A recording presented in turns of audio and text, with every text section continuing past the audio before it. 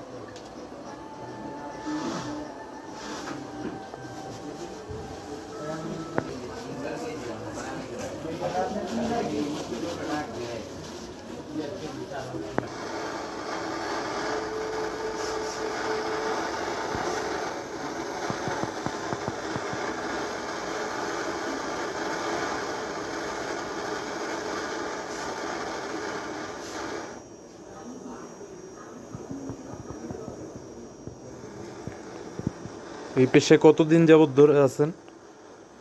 20 বছর।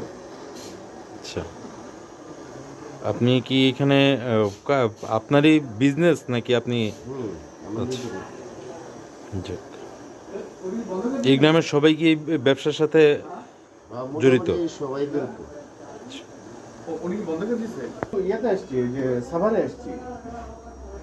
ওই যে আজকে ওই যে ইয়ে না সরকারি সম্পর্কে মানে কি কি বানান, এই ম্যাটেরিয়ালস গুলো কোথা থেকে আসে?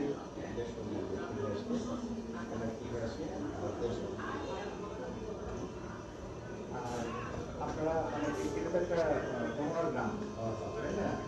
গ্রামটা মানে কতদিনের কিভাবে আমি তো না, আমার ওই কাছে পড়াশোনা